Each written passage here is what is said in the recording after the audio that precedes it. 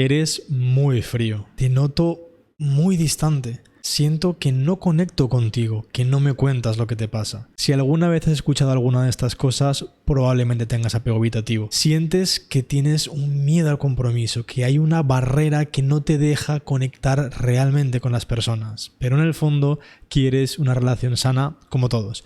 Pues no te preocupes, que hoy te voy a explicar por qué surge y sobre todo cómo puedes solucionarlo. Hola, mi nombre es Nicolás Salcedo, soy psicólogo y fundador de Nicolás Salcedo Psicología, un centro online donde nos encargamos de ayudar a personas a tener relaciones más sanas y a superar su tipo de apego, ya sea ansioso, evitativo, desorganizado o cualquier otra problemática. Y justamente en el vídeo de hoy te voy a enseñar a cómo podemos superar el apego evitativo, ¿vale? Porque lo que tenemos que entender es que el apego evitativo no es frialdad, no es una falta de amor, no es un narcisismo, ni mucho menos. El apego evitativo es un tipo de apego inseguro. Eso quiere decir que, aunque tenga la necesidad de apegarse, porque lo hace, entra en relaciones y se compromete con cosas, lo hace de una forma insegura. Simplemente que su respuesta, en vez de ser como la del apego ansioso que ya hemos visto en el otro vídeo, si lo queréis ver os lo dejo en la descripción, el apego evitativo, en vez de necesitar de esa conexión profunda y de esa reconfirmación constante porque tienes ansiedad de que la abandonen, pues lo que hace es no esperar nada, cortar cuanto antes e irse. Y eso obviamente pues le lleva a una serie de problemas que ahora vamos a explorar, pero que entran en disonancia con lo que realmente quiere. Porque si tú me dijeras que realmente no quieres vincularte con nadie, que realmente no quieres tener una relación, pues entonces la evitación es perfecta para ti. Lo que pasa es que el apego evitativo sufre porque sí que quiere querer bien a las personas, quiere confiar, simplemente ha aprendido que no puede hacerlo. Y entonces ahí es cuando entra en conductas problema que vamos a ver cuáles son y cómo se solucionan. Entonces lo primero que tenemos que hacer para superar el apego evitativo es saber por qué ha surgido, saber por qué lo tengo y sobre todo qué es exactamente. Entonces, como todos los estilos de apego, su origen normalmente no es una regla siempre marcada, está en la infancia, ¿vale? Normalmente nos hemos criado en un contexto donde nuestros padres o nuestros cuidadores no validaban mucho las emociones. ¿Qué quiere decir? Que una de dos, o que eran muy fríos ellos y distantes, hay un abandono ya sea presencial como emocional, ¿vale? Esto significa que o directamente nos faltan figuras paternas o estaban ahí en presencia, pero a nivel emocional es como si no estuvieran, no les podía contar nada, no me podía expresar emocionalmente con ellos y por ende lo que yo he aprendido es que las emociones y la expresión emocional no es un espacio seguro, ¿vale? Si yo he crecido en un contexto, en una casa, donde cada vez que lloro se me castiga, se me dice, yo te voy a dar una razón por la cual lloras si sigues llorando. Esto no es razón para llorar. Por ejemplo, en hombres nos pasa mucho de no seas un marica, no seas una nena, no llores. Se reprime mucho esa parte.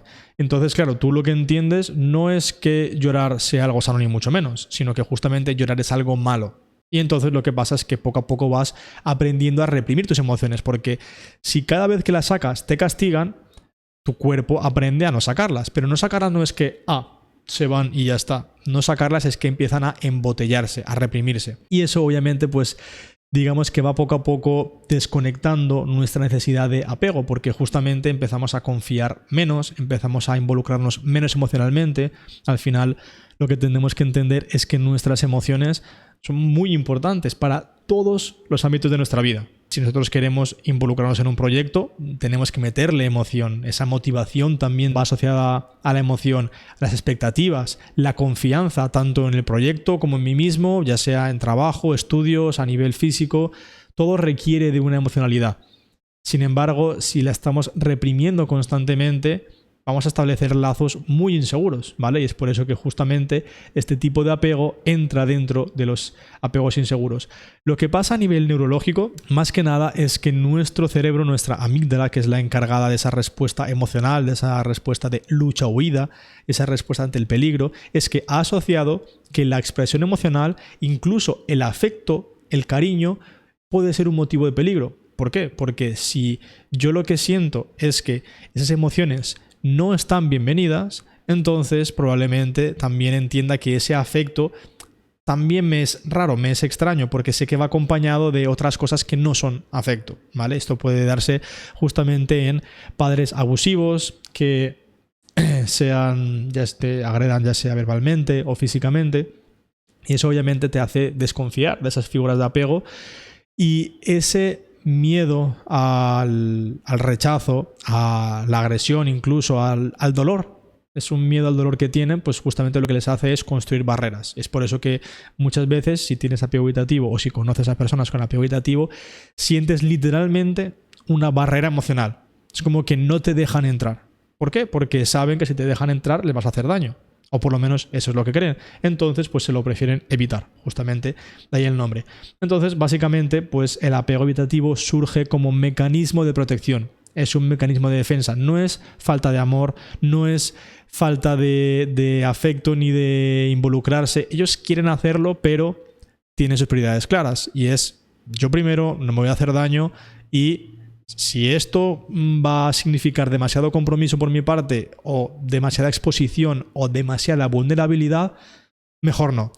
Entonces, claro, entenderéis el problema que tienen ese tipo de apegos al relacionarse. Si yo tengo miedo a vulnerarme, si yo tengo miedo a exponerme o a la intimidad, las relaciones literalmente es eso. Cualquier tipo de relación, ya sea familiar, de amistad, especialmente amorosa, requiere una intimidad y una conexión muy profunda para que se dé, porque tiene que haber reciprocidad. No puedo yo esperar a que me den siempre y yo no dar nada porque tengo miedo a comprometerme o tengo miedo al rechazo. No.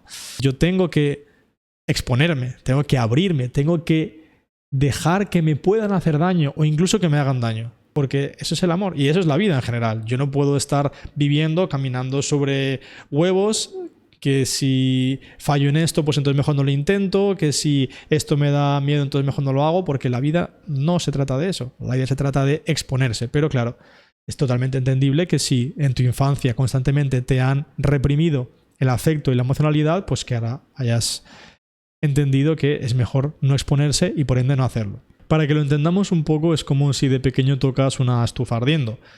Tú ves el fuego, tienes curiosidad porque eres un niño, no sabes lo que es, una estufa caliente, la tocas y te quemas. Entonces tu cerebro ha aprendido, oh, cuidado, esto duele mucho. Entonces es mejor no volver a hacerlo. Pues imagínate que en vez de tocar una estufa caliente, le estás tocando a la mano a tu madre y te quemas o te dan un golpe.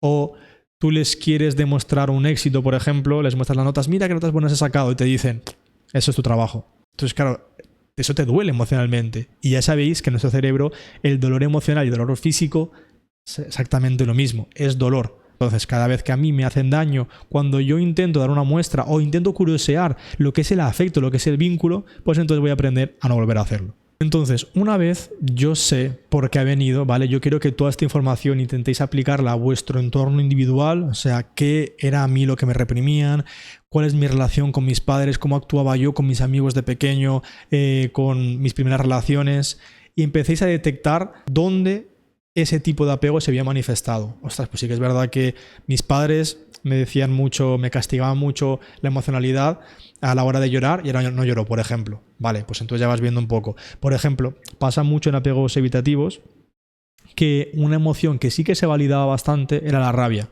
Y esto no solo pasa con apego evitativo, sino que pasa en general en entornos de negligencia emocional, donde no había pues justamente mucha presencia o mucha conciencia emocional, que todas las emociones no podías tenerlas y no se te hacía caso si las tenías, se te ignoraba incluso. Pero la rabia, ahí sí que todos se ponen alerta, atentos, ¿por qué tienes rabia? Y entonces, claro, eso te va reforzando que la única forma de expresión válida es enfadarte, es gritar. Es ahí cuando generas por lo menos un toque de atención. Tú imagínate que tus padres no te dicen nada, son muy fríos, te suelen ignorar, pero que cuando tú te enfadas hay una discusión, pues por lo menos hay algo de conexión. Cuando tú te enfadas, por lo menos hay algo que te dice, bueno, esta emoción sí que es válida sacarla, aunque me la castiguen o lo que sea, pero por lo menos me da ese refuerzo a corto plazo. Entonces, ahí es cuando vamos elaborando esos patrones y especialmente individualizando, porque ese tipo de apego y las etiquetas diagnósticas como tal son muy generales. Entonces aquí lo que queremos es simplemente individualizar, que es lo que hacemos en terapia, para que veamos cómo se manifiesta en cada persona, porque no en todas las personas se manifiesta el apego evitativo igual, ¿vale?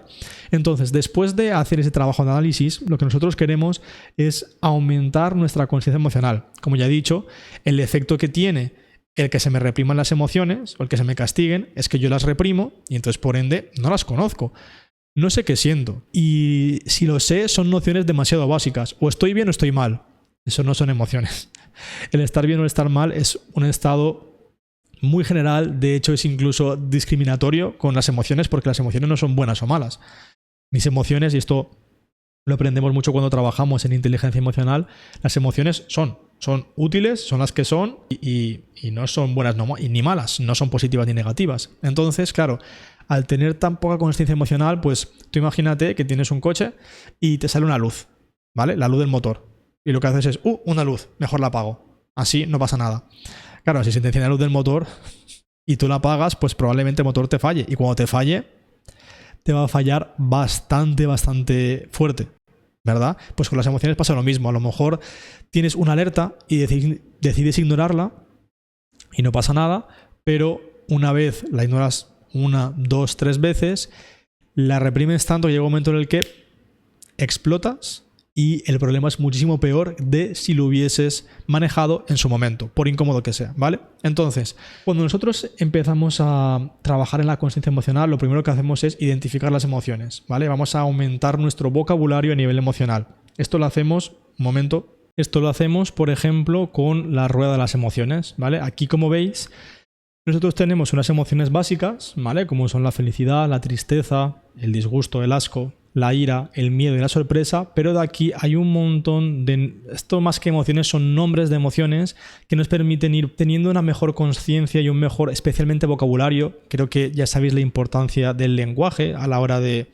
comunicarnos, de expresarnos y de obtener lo que queremos. Pues a nivel de las emociones es igual, tenemos que traducir lo que nos pasa, porque justamente en relaciones, los que tenéis apego evitativo habéis escuchado, es que no sé lo que sientes. Claro, es que no lo sé ni yo. Entonces, ¿cómo te lo voy a poder explicar? Pues justamente lo primero que tenemos que hacer es entender lo que sentimos. Pues mira, siento ira, me siento decepcionado porque hay una expectativa que tenía y no se ha cumplido, pues con mi trabajo. Vale, ok. Entonces esa decepción, ¿cómo la podemos trabajar? Pues necesito simplemente que me acompañes, necesito trabajar para solucionarlo, Vale, entonces ahí voy viendo. Cuando yo tengo conciencia, puedo ver qué alternativas tengo. Pero cuando no sé lo que me pasa, no tengo alternativas. Cuando estoy mal, ¿qué hago?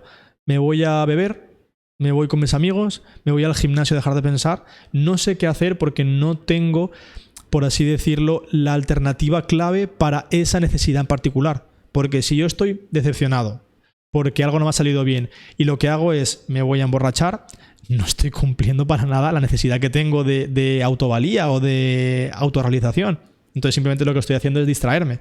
En cambio, si yo sé que estoy decepcionado y que una de dos, no tengo control sobre lo que está pasando, entonces tengo que aceptarlo y dejármelo pasar y ya está. Ahora veremos cómo se trabaja las emociones y la ansiedad. O sí que puedo controlarlo, puedo trabajar y arreglarlo, pues entonces tengo que hacer una de esas dos cosas. No puedo irme por ahí a emborracharme o dejar de pensar, porque eso no va a solucionarlo. Va a apagar simplemente la luz del coche. Entonces, para llevarlo a la práctica, simplemente lo que quiero que identifiquéis es lo que sentís, que empecéis justamente a ver, ahí simplemente lo que os he mostrado antes es una rueda de emociones, entonces podéis buscarla y empezáis a decir lo que sentís sin decir ni bien ni mal. Cuando te pregunten, oye, ¿cómo te sientes? O tú mismo, si no quieres exponerte con nadie aún, pregúntate, ¿cómo me siento? En vez de decir bien o mal, me siento orgulloso, me siento motivado, me siento ansioso, me siento decepcionado, me siento abandonado. ¿Qué es lo que sientes con palabras? ¿Vale? Y de esa forma también podemos empezar a explorar qué es lo que ha activado ese tipo de emociones, ¿vale? Porque muchas veces aquí os he puesto pues emociones que tienen sentido, ¿no? Pues algo no me ha salido, me siento decepcionado. Pero hay veces que las emociones no tienen sentido, que son irracionales. Entonces, me he sentido amenazado o me he sentido agobiado porque tú me has contado algo de tu vida y es demasiado carga para mí. Entonces, claro, ¿por qué me he sentido agobiado por eso? Entonces, tengo que empezar a hilar lo que siento con la situación, que es lo que conocemos como disparadores o estímulos disparadores, y entonces ahí voy a empezar a hilar y a ver patrones, que es lo que hacemos en terapia, básicamente, es ver patrones, ver qué sentimientos se repiten más, porque serán justamente los que menos trabajados estarán, y en qué situaciones se repiten más, para ver de qué forma yo las percibo y de esa forma pues trabajarlo es mucho más fácil. Luego, obviamente, el paso número 3 para poder trabajar en nuestro apego evitativo es hacer un trabajo en control de la ansiedad, ¿vale? Porque justamente lo que nos generan este tipo de situaciones, lo que nos genera la cercanía, lo que nos genera la vulnerabilidad es ansiedad. Es peligro, como os he dicho antes con el ejemplo del fuego. Es peligro, amenaza, esto me va a doler, no quiero, me voy. Esa es la principal estrategia de afrontamiento, aunque es una estrategia de evitación de los evitativos. Es huir, es poner una barrera, decir que no puedo, me voy. Y en las discusiones, esto lo veréis clarísimamente, cuando dicen no puedo, me voy. Y además, no solo que se van, sino que te dejan sin responder o todo el día, o hay gente que he visto que varios días también deja sin responder. Simplemente porque tienen que procesarlo. Claro, si tú me dijeras que lo procesas, aún así es demasiado, pero bueno, es entendible. Pero es que ni siquiera lo procesan. Lo están haciendo un trabajo de días solo para reprimirlo y seguir como si nada.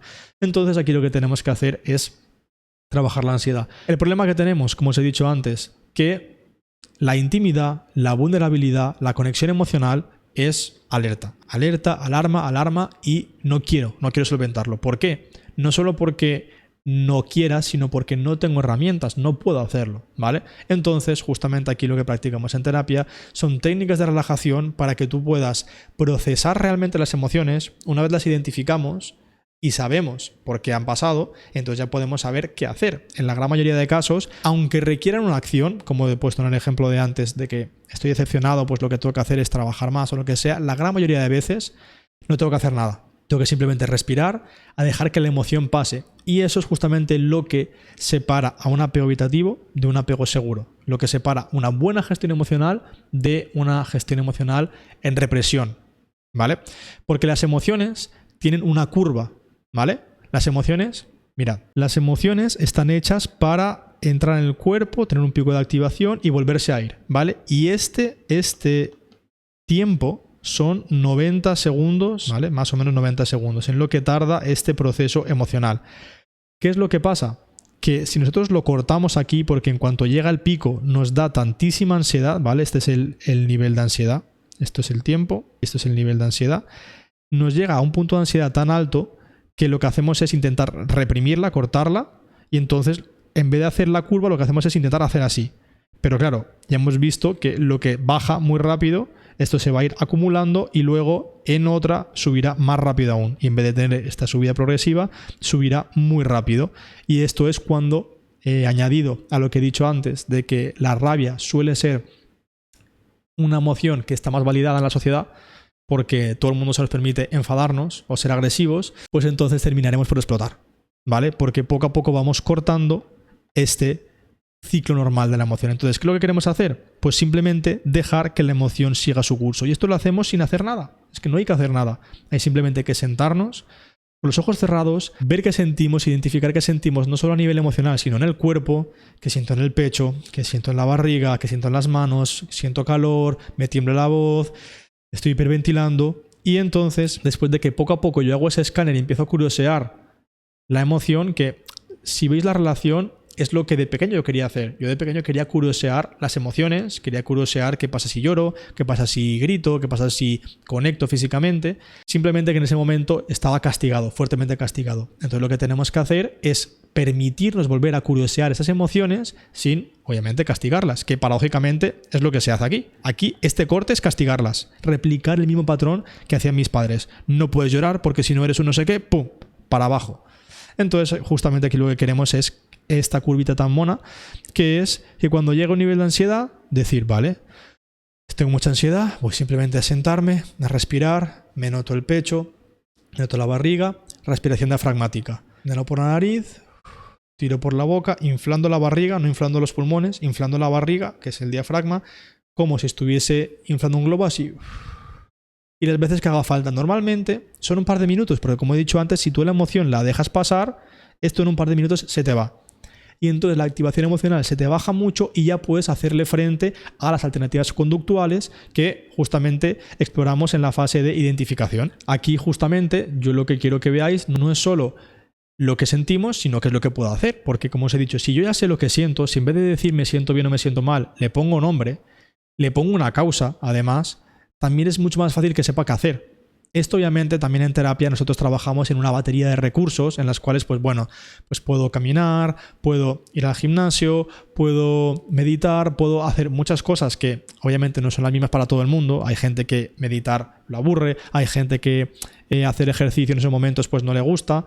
Entonces, Depende de muchas cosas, pero sí que establezcáis una batería de recursos para poder hacerle frente a las emociones. Y entonces aquí simplemente si juntamos la identificación de las emociones y de los disparadores y de las necesidades con una técnica de relajación, de poder procesar la emoción y dejar que la curva siga su curso, y luego hacemos respiración para que justamente podamos reducir esa activación emocional y luego hacer algo.